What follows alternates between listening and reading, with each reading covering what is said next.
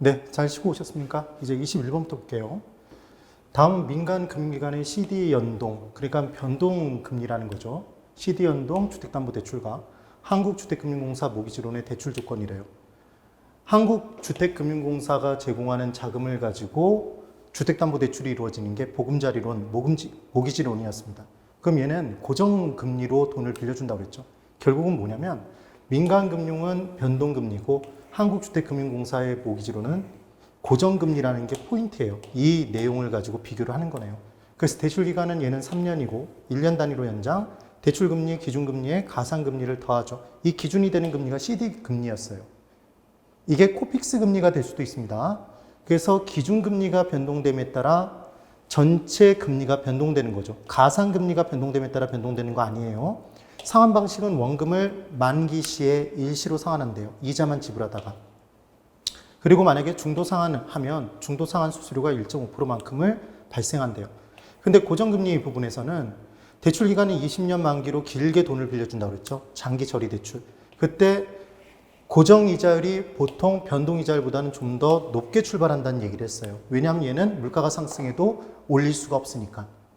근데 변동금리는 낮게 시작해도 나중에 물가가 상승하면 변동시켜서 올리면 되잖아요. 그래서 차입자에 대한 전가가 가능하니까 초반에 낮게 시작할 수 있는 거죠. 그 내용을 기억하시는 거예요.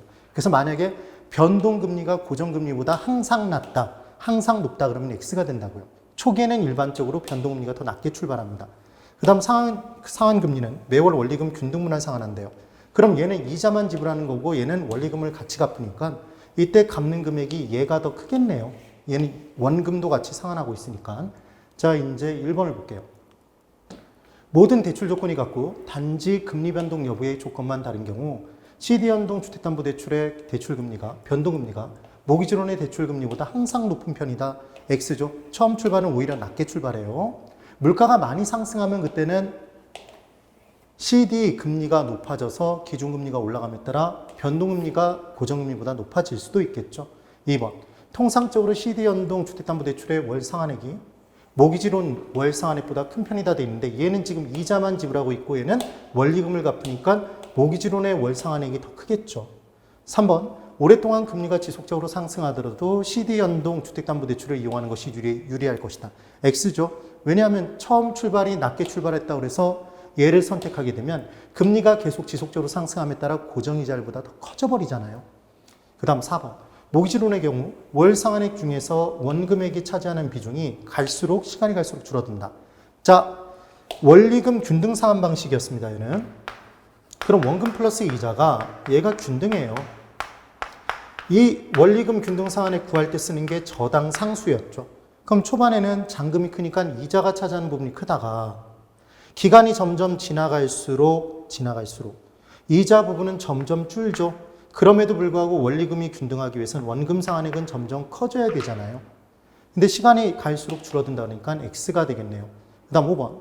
CD 연동 주택담보대출의 차입자는 모기지론 차입자에 비해 금리 변동 위험이 높은 편이다. 변동금리로 돈을 빌렸으니까 금리 변동에 따른 위험을 차입자가 더 많이 감수하겠죠. 그러니까 답은 5번이겠네요. 이해가 되세요? 그러니까 그 자체 내용에서 판단하셔야 되는 내용과 기본적으로 알고 계셔야 될 내용들이 다르다는 거죠. 그 다음 22번. 금융기관이 부동산 개발 사업에 대한 자금을 프로젝트 금융 방식으로 돈을 빌린답니다. 그럼 사업 자체 미래 수익성을 담보로 제공하고 돈을 빌리는 게 사업 자체가 돈을 빌리는 것처럼 형식적으로 유지하는 게 프로젝트 파이낸싱이잖아요. 그래서 사업주와 사업 자체를 분리시키는 게 정말 중요한 포인트였습니다. 그래서 사업주의 장부에는 기재가 안 되죠. 그 빌린 돈이. 그래서 장부 바깥에서 빌리는 돈의 효과가 발생해서 채무 수용 능력이 커지는 건 사업주지 사업 자체가 아니었어요. 그래서 사업 자체는 특수 목적 회사 SPC, 스페셜 퍼포즈 컴퍼니를 설립한 다음에 그 명의로 사업을 진행했었죠. 그래서 1번 내용을 보는데 지금 중요한 포인트는 대출자로서 금융기관이 가질 수 있는 장점에 대한 설명이래요. 그것과 다른 것을 찾으라는 겁니다. 그것과 거리가 먼 것. 1번.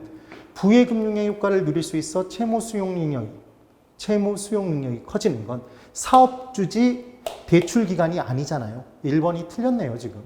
2번. 프로젝트 금융은 일반적인 기업 금융에 비했을 때 돈 빌려주는 금융기관 입장에서는 사업이 망하면 사업 자체 자산 범위 내에서만 채권 금액을 소구에 갈 수 있고 사업주에게는 달라고 할 수 없다고 그랬죠. 그래서 비소구 금융이라고 얘기했잖아요. 그럼 감소하는 위험이 크니까 수익도 더 많이 누려야 되더라. 이자를 더 높게 적용하죠. 그래서 프로젝트 금융은 금리 수수료 등이 더 높은 것이 대부분이에요. 그때 개발 사업이 성공하면 금융기관은 안정된 높은 수익을 누릴 수도 있겠죠.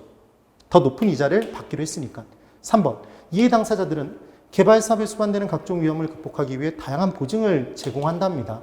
이를 통해서 동일한 조건의 개발 사업에 비해 개발 사업의 위험이 감소될 수도 있대요. 그래서 금융기관은 감소한 위험의 크기가 크니까 보증, 보험 등에 더 많이 가입하겠죠. 그래서 이해관계자가 더 많아져서 이 이해관계 절차가 복잡하게 꼬이면 사업 진행이 늦어질 수도 있는 사업 방식이 PF 방식이었습니다. 4번.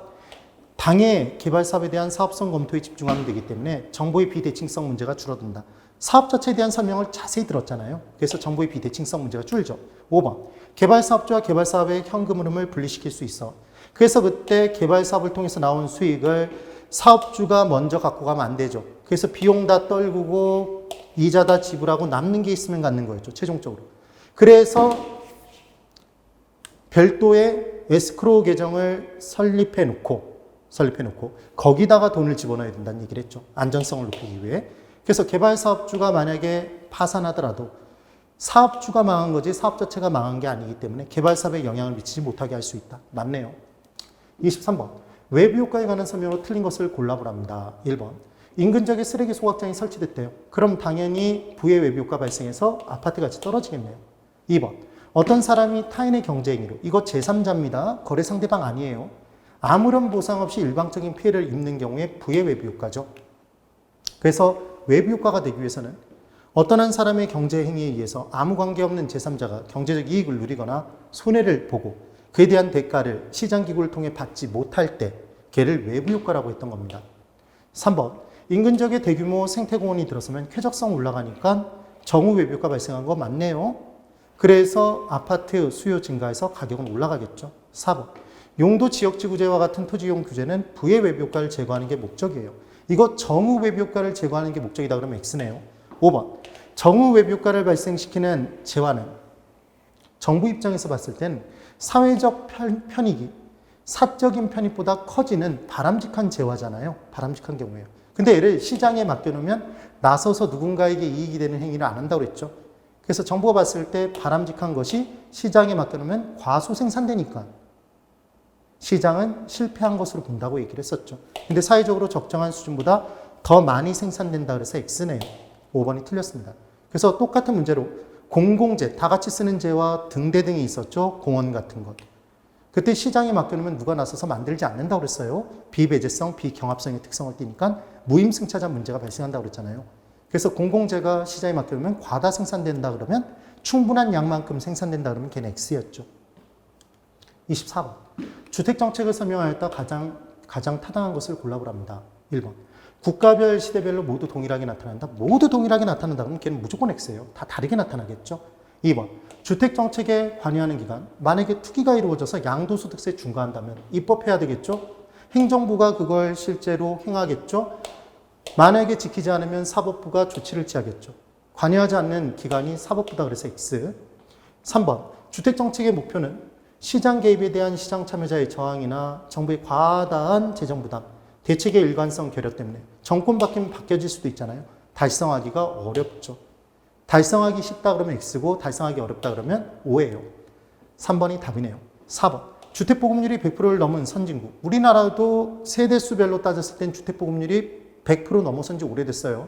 근데 주택이 없이 사는 분들이 계시는 이유는 다주택자가 있기 때문인 거죠. 주택정책에 더 이상 관심을 두지 않는다. 양적 문제 해결 후에 질적 문제도 또 나타나죠. 양질의 문제. 그래서 X. 5번. 주택정책의 구체적인 목표는 양적 부족 문제 해결과 질적 향상 실현하는 것이며 주거권의 보장 등은 다루지 않는다. 다루죠. 당연히 주거권의 보장을 다루게 되어 있습니다. 그래서 지금 다 틀렸고 3번만 맞네요. 25번.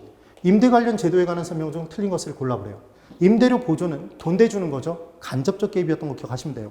직접적 개입은 수요자, 공급자의 역할, 가격 건드는 것, 걔는 직접적 개입. 돈 대주거나 정보 대주는 건 다 간접적 개입이었습니다.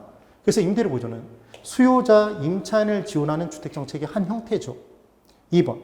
임대료 보조 대신 동일한 금액을 현금으로 제공해 줬대요. 그러면 저소층의 만족도는 현금 받았는데 감소하나요? 당연히 증가하죠. 2번이 틀렸네요. 3번, 임대료 보조를 받은 저소층의 주택 소비가 증가하는 이유는 실질적인 소득이 증가되는 효과가 발생했으니까 수요량이 증가하겠죠. 임대료 보조를 받은 만큼 상대적으로 임대료가 낮아지는 효과가 발생하니까 대체재로부터 이 주택으로 옮겨오겠죠. 대체 효과 때문이다. 이 둘을 합쳐서 가격 효과 기억나세요? 그래서 임대료 보조받은 만큼 실질적인 가격이 하락하는 효과가 발생하니까 수요량이 증가하겠죠. 4번. 임대료 보조를 받는 저소층의 효용, 만족도는 임대료 보조 받기 전보다는 당연히 커지고요. 5번. 시장 균형 가격보다 낮은 수준. 이거 높은 수준으로 규제하면 아무런 변화도 없었죠. 아까 계산 문제도 풀었습니다. 시장 균형 가격보다 낮은 수준으로 임대료를 규제하면 저소층 임차인들의 주거 환경이 악화될 수 있더라. 공급자 삐치죠. 그럼 공급량을 줄이고 잘 만든다, 대충 만든다? 대충 만드니까. 수선을 한다, 안 한다? 안 하니까 주거 환경이 악화되겠죠. 26번. 다음 표에서 A지역 부동산 산업의 입지 개수를 구하랍니다. 그럼 입지 개수는 특정 산업이 특정 지역에서 얼마만큼 입지를 이루고 있는지를 보는 거잖아요, 여러분. 전국 평균 기준으로 따졌던 거예요. 그러면 지금 부동산업의 입지 개수를 따지라고 그랬으니까 기타를 지우죠. 이게 문제 푸는 요령입니다. 그 다음 A 지역의 내용을 보라고 그랬으니까 B 지역을 지워버리면 돼요. 그럼 이제 수치가 하나, 둘, 셋, 넷, 4개가 남네요. 그럼 A 지역에서 부동산업이 차지하는 비율은 이렇게 나눠주면 되죠. 그럼 0.33이 나올 거고 그 다음 500을 900으로 나눠주면 되겠죠. 그럼 또 수치가 나올 겁니다. 그래서 나눠보면 얘는 0.6이 나오나 봐요. 볼까요? 얘가 지금 A 지역의 부동산 산업에 종사하는 사람들의 고용자 수의 비율, 산업 비율인 거죠, 지금. 그리고 전국 평균에서는 전체 900 중에 500이잖아요. 그럼 나눠볼까요? 첫 번째 거와 지금 세 번째 거 나누면 1, 5고, 두 번째 거, 네 번째 거 나누면 3이고 5죠? 이렇게 안 나누셔도 됩니다. 그러면 첫 번째 거, 두 번째 거 나누면 1이고 5입니다. 지금 두 번째 거와 네 번째 걸 나누면 1이고 3이죠.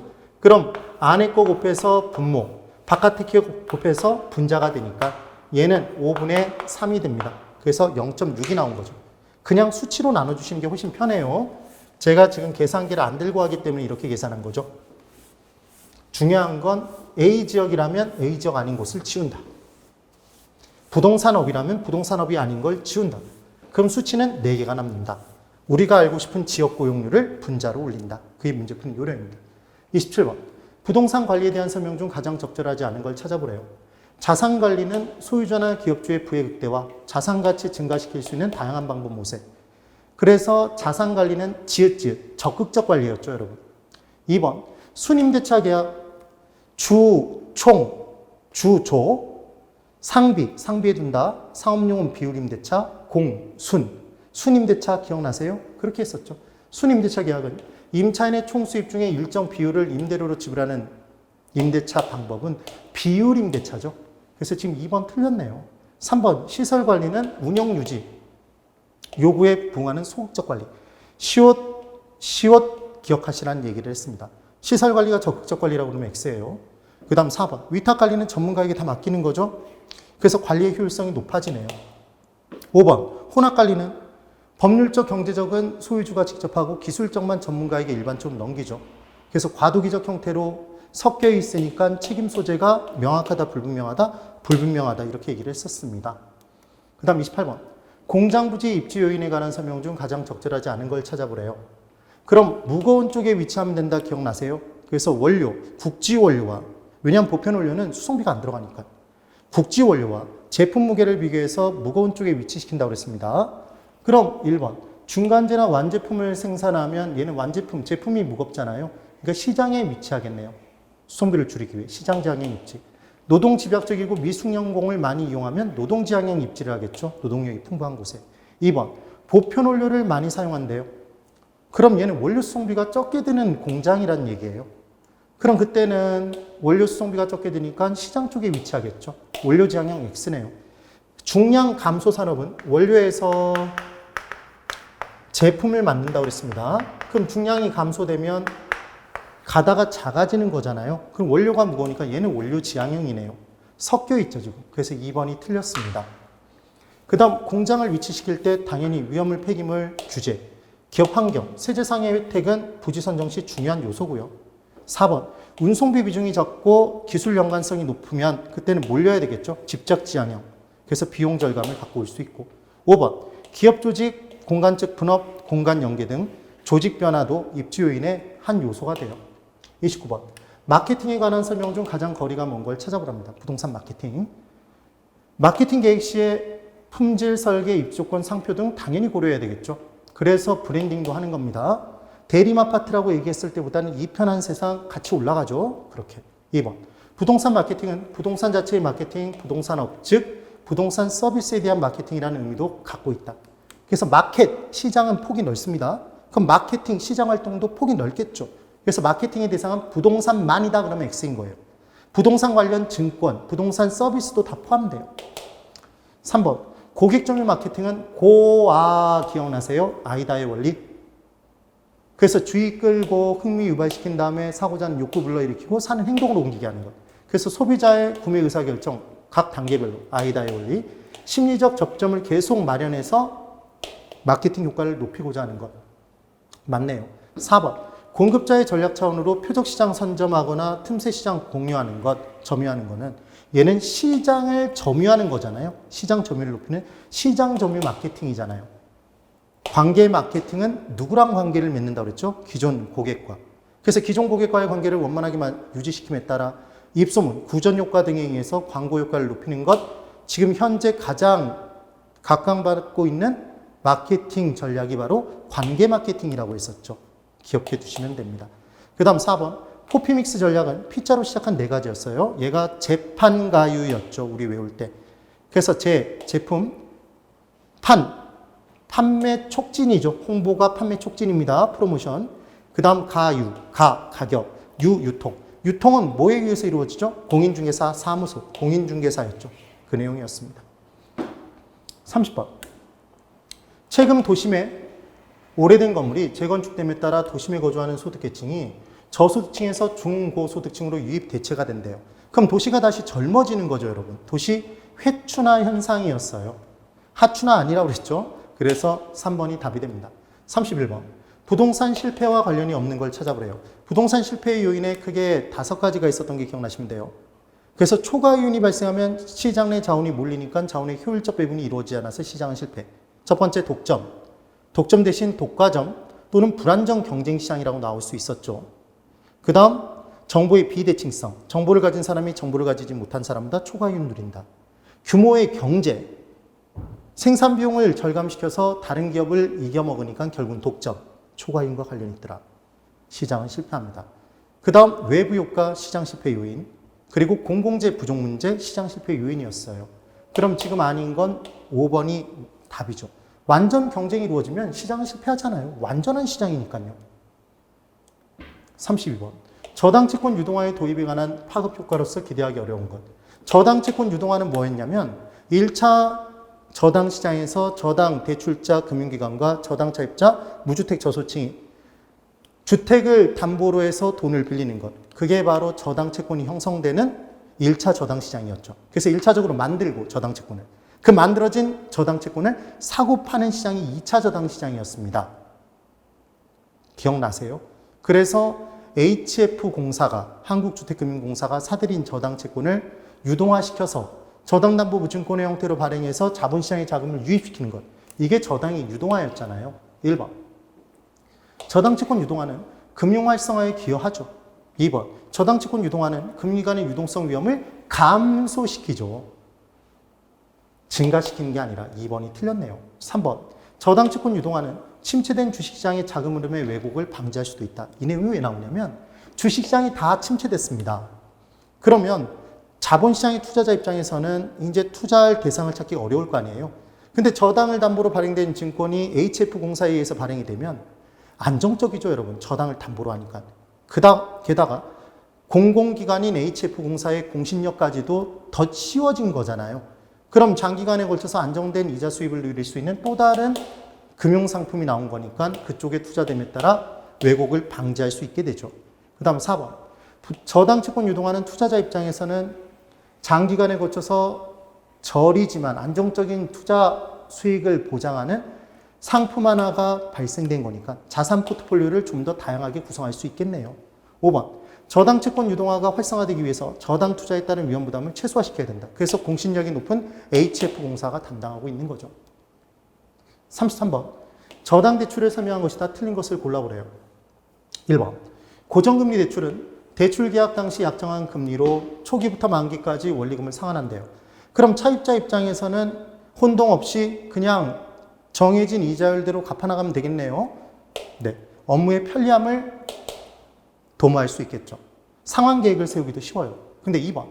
변동금리 대출은 사전에 약정한 방법으로 일정 기간마다 CD 연동 양도성 예금 증서를 기준으로 했을 땐 3개월 단위로 변동되고 코픽스 금리면 6개월 1년 단위로 변동된다고 그랬죠. 대출 금리를 조정하는 방식이네요.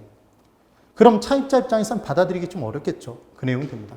3번. 대출 기간은 이자율 변동에 따른 손실 위험을 회피하기 위해 고정금리 대출 상품을 판매한다 이렇게 돼 있죠. 지금 누가 위험을 회피한다고 얘기했죠? 대출 기간? 그럼 대출 기간은 물가 상승에 따라서 똑같은 이자를 받으면 실질적인 이자가 감소되는 위험을 회피하기 위해서 변동이자율 상품을 판매하는 거죠. 고정이자율이 아니라. 4번, 지금 3번이 틀렸네요. 4번. 시장이자율이 약정이자율보다 낮아지면 그럼 시장에서 돈을 싸게 빌릴 수 있다는 얘기잖아요. 그럼 싸게 빌려서 비싸게 빌린 돈을 갚아 치워버리겠네요. 조기 상환할 요인이 발생하죠. 시장이자율이 더 높다면 대출자 입장에서는 지금 빌려주면 더 높은 이자를 받는데 전에 빌려줬기 때문에 상대적으로 낮은 이자를 받으니까 이자율 위험이 발생한 거죠. 대출기간의 수익성이 악화됩니다.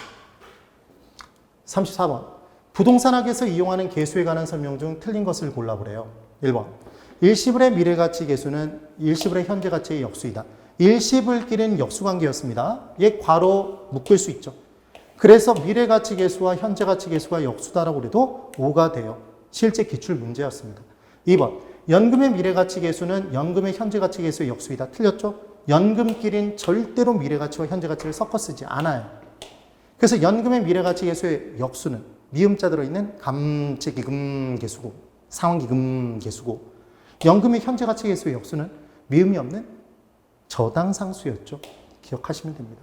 그 다음 3번.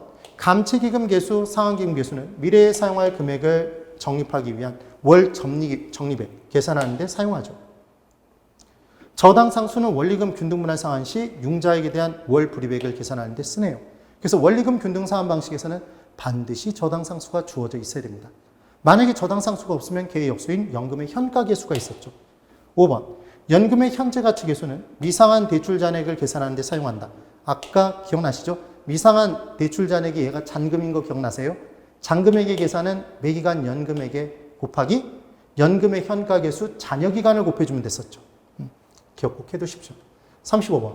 부동산 가격 재원칙에 대한 설명이다. 가장 옳은 것. 이 부분에서는 내부적 원칙인지 외부적 원칙인지 전제되는 원칙인지를 기억해 두셔야 되죠. 부동산 가격은 끊임없이 변동된다는 전제하에 예측이 필요하죠. 변동의 원칙, 예측의 원칙.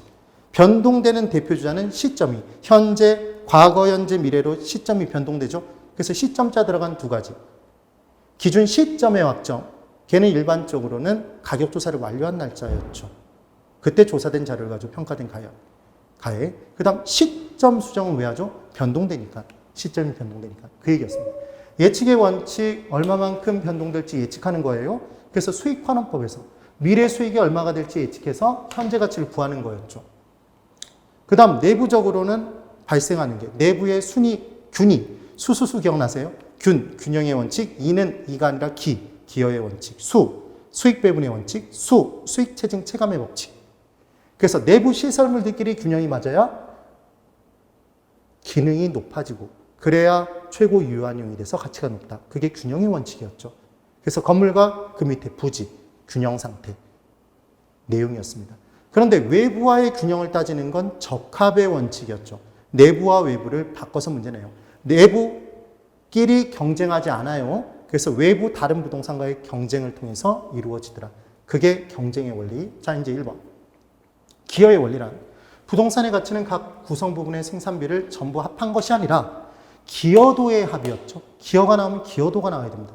그래서 계단이 기여하는 바가 5천만 원, 엘리베이터가 기여하는 바가 5천만 원, 각 호실이 기여하는 바가 5억 이런 식이면 다 기여도를 합치는 거죠. 생산비를 합치는 게 아니에요. 그 다음 2번. 경쟁의 원리란 부동산이 가지는 모든 특성은 수요와 일치하거나 주변의 토지 이용과 어울릴 때 높은 가치를 창출한다. 그럼 주변과 어울리는 건 적합의 원칙이죠. 3번. 잉여 생산성의 원칙. 생산하고 남는 게 있으면 배분하죠. 이게 수익 배분의 원리였죠. 수익 배분의 원리란 부동산의 가치는 수요와 공급의 상호작용에 의해서 결정된다는 수요와 공급의 원칙이죠. X입니다. 4번. 적합의 원리란 부동산이 최대의 가치를 구현하기 위해서 투입되는 생산 요소의 결합 비율. 그럼 얘는 내부 결합이잖아요. 그럼 얘는 균형의 원리가 나와야 되겠죠. 적합의 원리가 아니라. 그러니까 내부끼리 시설물끼리 균형이 맞아야 된다는 건 균형의 원칙. 외부와 어울려야 된다는 건 적합의 원칙인 거죠.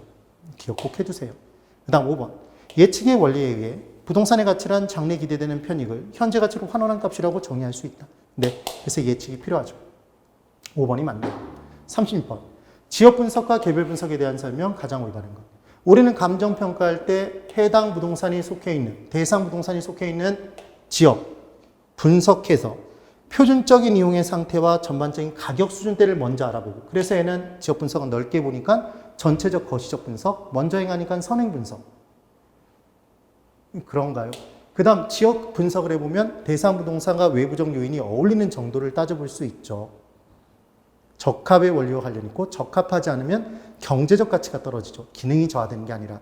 그래서 경제적 감가와 관련이 있는 게 지역 분석이었습니다.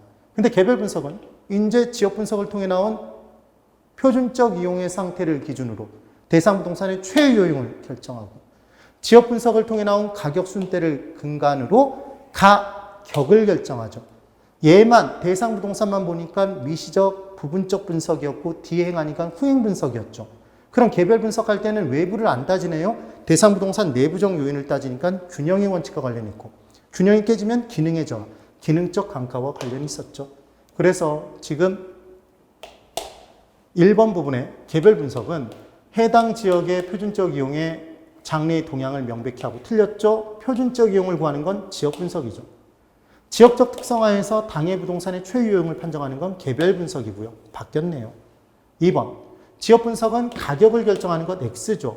가격 수준을 결정하는 게 지역 분석, 개별 분석은 가격 결정. 바뀌었네요. 지역 분석보다 개별 분석이 먼저 행해질 수 있다. X네요. 뭐부터 행해요? 지역 분석부터. 지역 분석은 선행 분석이었죠. 4번. 지역 분석은 부분적, 국지적 분석이 아니라 지금 광역적인 분석인 거죠. 개별 분석은 부분적, 국지적 분석인 거고요. 그래서 틀렸습니다. 4번.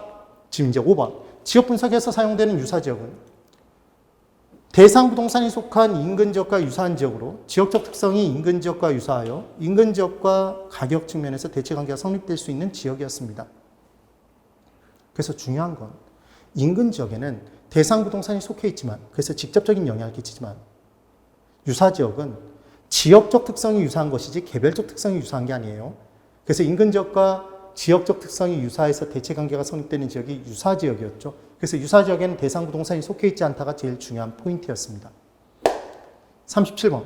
감가상각과 감가수정에 대한 설명으로 틀린 것을 골라보래요. 감가상각은 회계상의 감가상각이에요.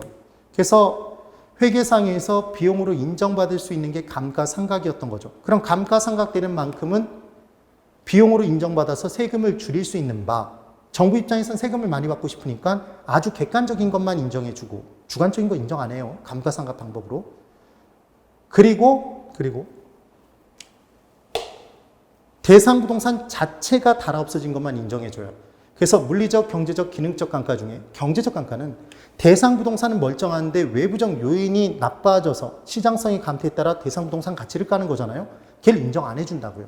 그 다음 감가상각은 세금과 밀접한 관련이 있으니까 내용연수도 법으로 정해진 내용연수를 씁니다. 법정 내용연수.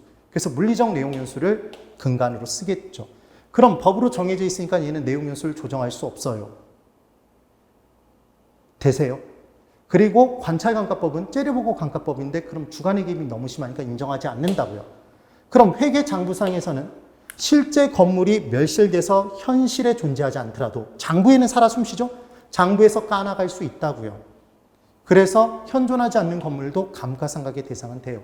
근데 감가수정은 감정평가상 제조달원가에서 빼는 감가수정이기 때문에 얘는 주관의 개입이 좀 더 되더라도 정확한 방법이 있으면 인정해주고 경제적 가치를 구하는 게 목적이니까 경제적 내용 연수를 사용합니다. 그럼 조정이 가능하겠죠? 보수 파손 등에 따라. 그리고 주관의 개입 인정하니까 관찰감가법 인정해요. 그럼 현실에 존재하지 않는 건물의 경우에는 누가 현존하지 않는 건물의 감정평가를 하겠습니까? 그러니까 감가수정의 대상이 될 수 없겠죠. 그런 내용이 나오는 거예요. 그리고 감가수정의 경우에는 토지도 인근 주변의 시장성이 감퇴됨에 따라 경제적 가치가 떨어질 때가 있잖아요. 그래서 감가수정은 물경기 감가를 다하기 때문에 토지도 대상이 될 수 있는 거죠. 그래서 1번 감가수정 방법 중 정액법은 정해진 액수로 까나가는 방법이었습니다. 계산이 가장 간편해요. 근데 똑같은 금액씩 깐다는 건 실제 감가와 일치하지 않을 수 있는 거잖아요.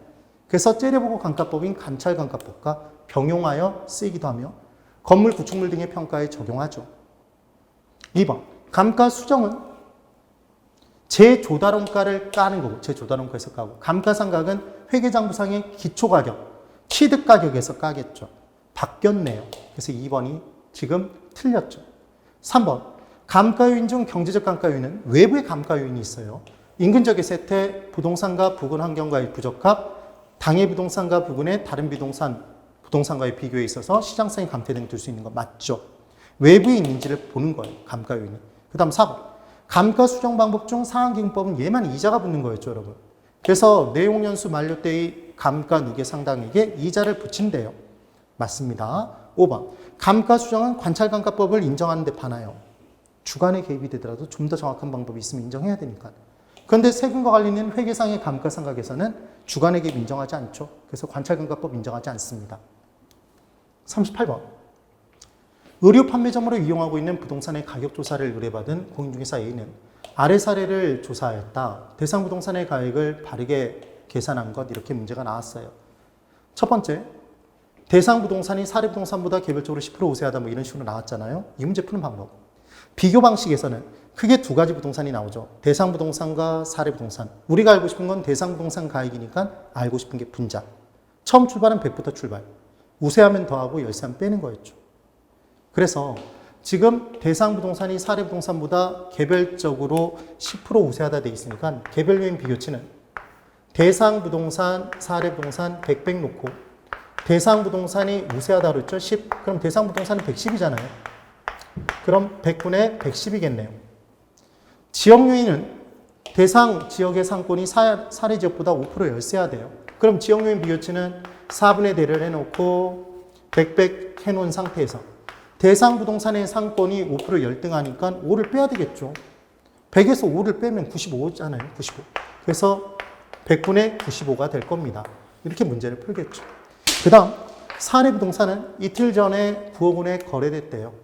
그러면 지금 9억 원 사례 부동산 가액에 곱하기 사시찌개 면, 찌개 면을 해줘야 되는 거죠. 그러니까 지금 답은 110, 100분의 110, 100분의 95가 되겠죠. 이렇게 문제를 풀어주시면 됩니다. 이해되시나요? 꼭 정리를 해두셔야 돼요. 그 다음 39번. 다음 감정평가 산식의 기억과 니은에 들어갈 내용으로 옳은 것을 골라보랍니다. 비용 방식에 의해서 원가 방식에 의해서 임료를 구하는 방법이 적산법이었습니다, 여러분. 그래서 적산법에서는 임료를 구하는 데 기초가 되는 가액, 기초가액에 곱하기 임대차 계약기간 동안 기대하는 수익률, 기대 이율을 곱하고 임대차 계약기간 동안 필요한 모든 경비, 필요재 경비를 더해서 임차인에게 떠넘기잖아요. 그래서 있는 사람인 임대인이 더한다, 이게 기억하셔야죠. 이게 꼭 기억나셔야 돼요. 그래서 얘는 기대 이율을 곱하죠. 기대율 1번, 4번 둘 중에 하나겠네요. 그 다음 니은. 수익가액은 가격은 수익률분의 수익에서 환원시켜주는 수익률. 환원 이율이죠. 답은 4번이 됩니다. 간단하지만 실제로 나왔었고 또 나올 수 있어요. 그 다음 40번. 자본 환원율을 구성하는 요소는 다음과 같다. 괄호에 들어가기에 적당한 것을 찾아보랍니다. 그러면 환원율의 계산은 자본 수익률에 상각률을 더해서 구했던 거 기억나세요? 직선법? 그때 상각률이 자본 회수율이었죠.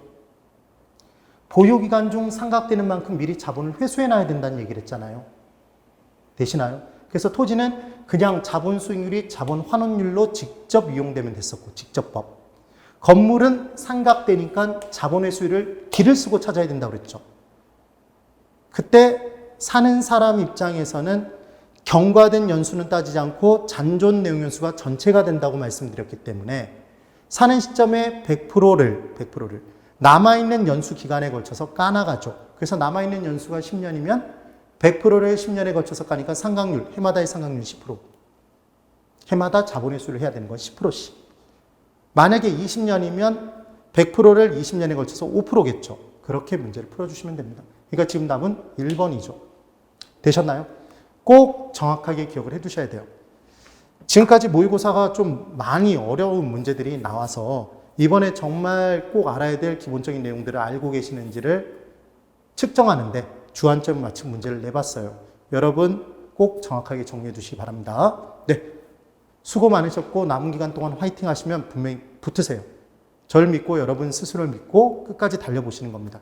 포기만 안 하면 붙는 시험이라는 말씀을 드려요. 네, 오늘 여기에서 마치도록 하겠습니다. 대단히 수고 많으셨습니다.